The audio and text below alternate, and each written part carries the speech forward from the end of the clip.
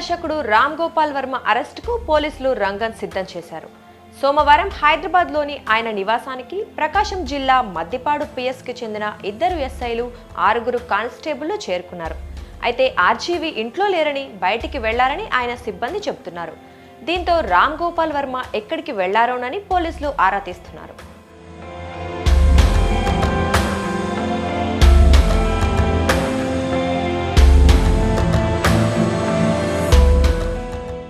YCP ప్రభుత్వ హయాంలో చంద్రబాబు, పవన్ కళ్యాణ్, నారా లోకేష్ ను కించపరుస్తూ వర్మ సోషల్ మీడియాలో అనేక పోస్టులు పెట్టారు. ముఖ్యంగా వ్యూహం సినిమా విడుదల సమయంలో చంద్రబాబు, లోకేష్, పవన్ కళ్యాణ్ల ఫోటోలను మార్ఫింగ్ చేసి ఆయన పెట్టిన పోస్టు సంచలనం రేపింది.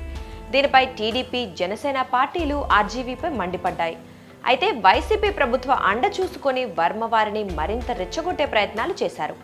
ఆంధ్రప్రదేశ్లో కూటమి ప్రభుత్వం అధికారంలోకి రావడంతో అప్పట్లో తప్పుడు పోస్టులు పెట్టిన వారిని పోలీసులు వెంటాడి మరీ అరెస్టులు చేస్తున్నారు.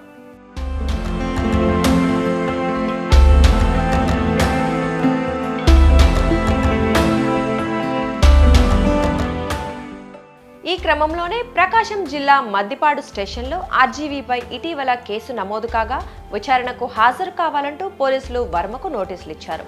అయితే విచారణకు వెళ్తే తనను అరెస్ట్ చేసే అవకాశం ఉందని భయపడిన ఆర్జీవీ ఏపీ హైకోర్టులో క్వాష్ పిటిషన్ దాఖలు చేశారు. దీనిపై గత సోమవారం విచారణ జరిపిన హైకోర్టు ఆయన వేసిన పిటిషన్ను డిస్మిస్ చేసింది. ఏదైనా ఉంటే పోలీసులతోనే తేల్చుకోవాలని సూచించింది.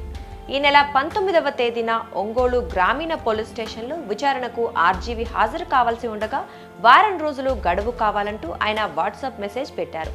దీంతో పోలీసులు 25వ తేదీన విచారణకు ఖచ్చితంగా హాజరు కావాలని రెండోసారి నోటీస్ ఇచ్చారు. ఈ రోజు విచారణకు హాజరు కావాల్సిన వర్మ నుంచి ఎలాంటి స్పందన లేకపోవడంతో ఒంగోలు పోలీసులు హైదరాబాద్లోని వర్మ ఇంటికి చేరుకున్నారు. ఈ విషయం తెలుసుకున్న వర్మ తనను అరెస్ట్ చేసే అవకాశం ఉందని భావించి ముందుగానే బయటకు వెళ్లిపోయినట్లు తెలుస్తోంది.